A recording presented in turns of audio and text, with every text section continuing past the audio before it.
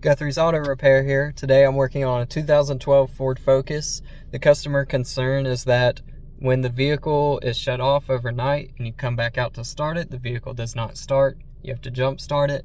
Also, whenever you go to the gas station, just a quick stop, go in, come back out, vehicle won't start. We gotta jump start it. The customer did already replace the battery once, so it is now doing the same thing, not starting with a brand new battery.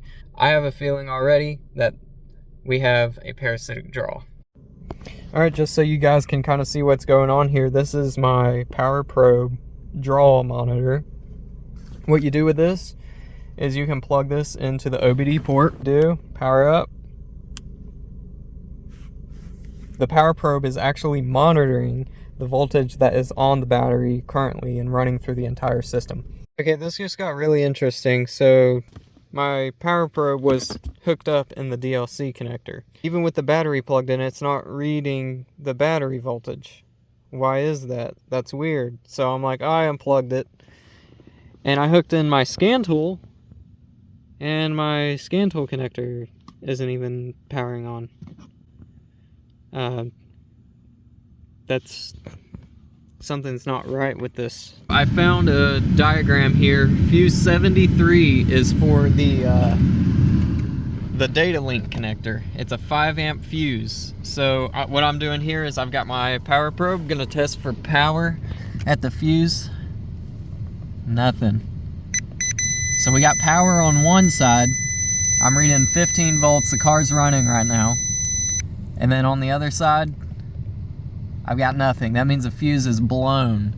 So I learned something new today. You cannot test for a parasitic draw on this kind of Ford. I don't know if it's every Ford, but doing a parasitic draw through the data link connector is not possible. Alrighty, with the fuse back in on that passenger side for the DLC port, we'll just see if my scan tool now communicates. Okay, we powered up.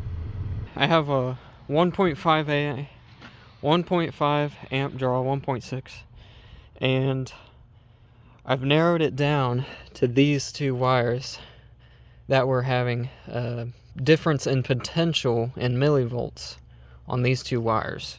Those two wires go to the body control module back here. So while I was back here, I started unplugging each connector that goes to the body control module until I could see the amperage draw drop. Let me get my flashlight on here. This connector right here, when I unplug it, that 1.58 amp draw drops. And I'll go ahead and unplug it real quick so you guys can see that happen. All right, it's unplugged.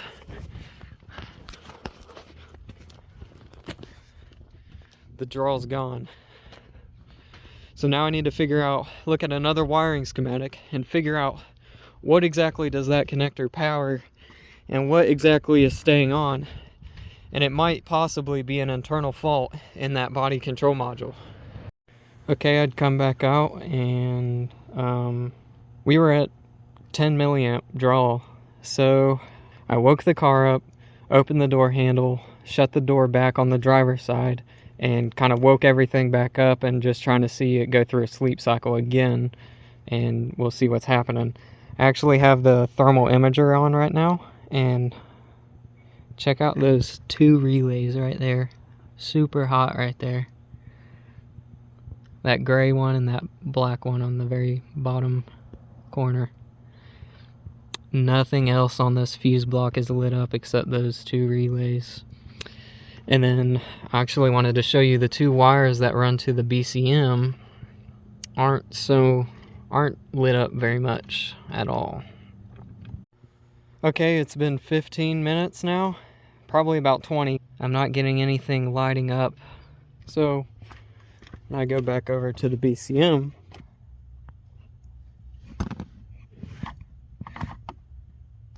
and it seems like it's inside the BCM more than anything, not necessarily a specific fuse, which is concerning.